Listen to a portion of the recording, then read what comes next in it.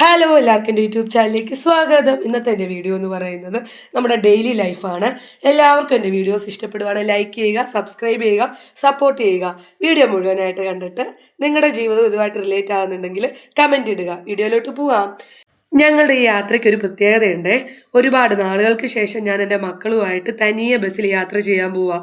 സാധാരണ എല്ലാ പ്രാവശ്യം ചേട്ടായി വരുന്നതാ. ചേട്ടായിക്ക് സി സി അടയ്ക്കാൻ സമയമായതുകൊണ്ട് ആൾ സ്റ്റാൻഡിൽ ഓടാൻ പോയി. ഞങ്ങൾ ഇറങ്ങിയപ്പോൾ തന്നെ ഓട്ടോ കിട്ടി. ഓട്ടോയിൽ സ്റ്റാൻഡിൽ ചെന്നിറങ്ങി. മല്ലപ്പള്ളി സ്റ്റാൻഡായിരുന്നു. അവിടെ ചെന്നിറങ്ങിയിട്ട് ബസ്സിൽ കയറിയിരുന്നു. തിരുവല്ലയിലോട്ടുള്ള ബസ്സിലാണ് ഇരുന്നത്. അപ്പം നമ്മളെല്ലാ സാഹചര്യങ്ങളും മറികടക്കണമല്ലോ. അതുകൊണ്ട് പിള്ളേരുമായിട്ട് ഞാൻ ബസ്സിൽ കയറിപ്പോയി. അപ്പം പോകുന്നത് നമ്മുടെ എൻ്റെ മൂത്ത മോന് തൈറോയിഡിൻ്റെ ചെക്കപ്പ് ഉണ്ടായിരുന്നു. അതിന് നമ്മുടെ തിരുവല്ലയിലുള്ള പുഷ്പഗിരി ഹോസ്പിറ്റലിലേക്കാണ് പോകുന്നത്.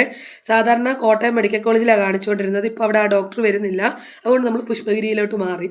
അപ്പം നമുക്ക് 12 മണിക്കായിരുന്നു നമ്മുടെ ടൈം എന്ന് പറയുന്നത്. 11:30 ആയപ്പോൾ ഞങ്ങൾ അവിടെ ചെന്നപ്പോൾ 17ാമത്തെ നമ്പർ വിളിക്കുന്നതേ ഉള്ളൂ. ഞങ്ങളുടേത് 34. ചേട്ടാ ഇല്ലാത്തതിൻ്റെ ബുദ്ധിമുട്ട് ശരിക്കും മനസ്സിലായത്. ഇവനാണെങ്കിൽ അടങ്ങിയിരിക്കത്തേ ഇല്ല. ഇന്നലെ നല്ല പനിയായിരുന്നു നമ്മുടെ ഉണ്ണിക്കുട്ടനെ. പക്ഷേ എന്നിട്ട് രാത്രിയിലെല്ലാം ശരീരമെല്ലാം തുടച്ചെടുത്ത് രാവിലെ നേരം വെളുപ്പിച്ചതാണ്. രാവിലെ ആയപ്പോൾ പനിയെല്ലാം ഓക്കെ ആയി.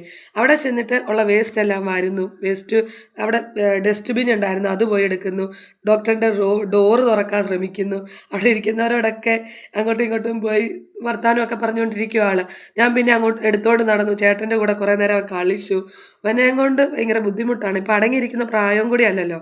എന്നിട്ട് കുറച്ച് നേരം അങ്ങോട്ടും ഇങ്ങോട്ടൊക്കെ നടന്നപ്പോൾ അവൻ കിടന്ന് ഉറങ്ങുകയൊക്കെ ചെയ്തു. ഒരു 1:30 ആയപ്പോൾ ഞങ്ങൾ ഡോക്ടറെ കണ്ട് തിരിച്ച് ബില്ലിംഗ് കൗണ്ടറിൽ വന്ന് കുറച്ച് നേരം ഇരിപ്പായി.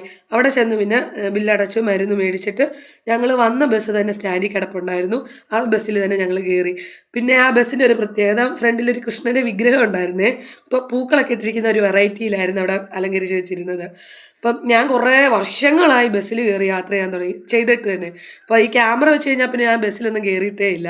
അപ്പോൾ നിങ്ങൾക്ക് ഊഹിക്കാമല്ലോ. അപ്പോൾ ഞാൻ ഓർത്തത് എന്താ പുള്ളി വീഡിയോ കാണുകയാണെന്ന് ഓർത്തപ്പോൾ നോക്കിയപ്പോഴാണ് ക്യാമറ കണ്ടിരുന്നത്. മല്ലപ്പള്ളി ചേട്ടായി വെയിറ്റ് ചെയ്യുന്നുണ്ടായിരുന്നു. ഞങ്ങൾ പിന്നെ ഒരു ജ്യൂസ് കുടിച്ചിട്ട് വീട്ടിലോട്ട് മടങ്ങി.